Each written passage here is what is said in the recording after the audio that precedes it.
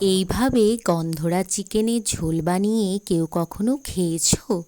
যদি না খেয়ে থাকো তাহলে অবশ্যই কিন্তু রেসিপিটা আজকের মধ্যেই ট্রাই করো আর খেয়ে বলো যে টেস্টটা কীরকম হয়েছে। আমি তো বলবো খুব ভালো হবে যদি এইভাবে রেসিপিটা তোমরা ফলো করো। তো প্রথমেই চিকেনটাকে আমি একদম গন্ধরাজ লেবু দিয়ে ভালোভাবে আধ ঘন্টার জন্য ম্যারিনেশন করে রেখে দিয়েছি। তারপর কড়াইয়ে সামান্য সাদা তেল দিয়ে এর মধ্যে পেঁয়াজ, টমেটো, রসুন, কাঁচা লঙ্কা ভালোভাবে ফ্রাই করে নেব। খুব ডিপ ফ্রাই না, হালকাভাবে ফ্রাই করে নেব আর দিয়ে দেব সামান্য লবণ।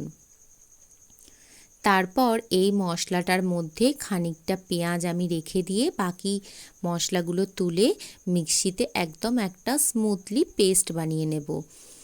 আর সেই তেলের মধ্যেই মানে কড়াইয়ে যেটুকুন তেল থাকবে আলাদা করে আর কোনো তেল আমি এতে অ্যাড করব না। এই তেলের মধ্যেই চিকেনগুলো দিয়ে ভালোভাবে ভেজে নেব। যখন তোমরা চিকেনটা এই তেলের মধ্যে ভাজবে দেখবে লেবুটা দিয়ে ম্যারিনেশন করে রাখার জন্য চিকেনটা থেকে অনেকটাই কিন্তু জল বেরোবে। আর এদিকে আমি মশলাটা একদম পেস্ট করে নিয়েছি।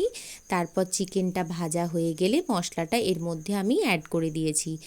আর যেহেতু আলু ছাড়া ঠিকঠাক মাংসটা কিন্তু আমার একদমই খেতে মন যায় না, তাতে চিকেনের যে কোনো রেসিপি হোক না কেন আলুটা আমাকে দিতে হবেই।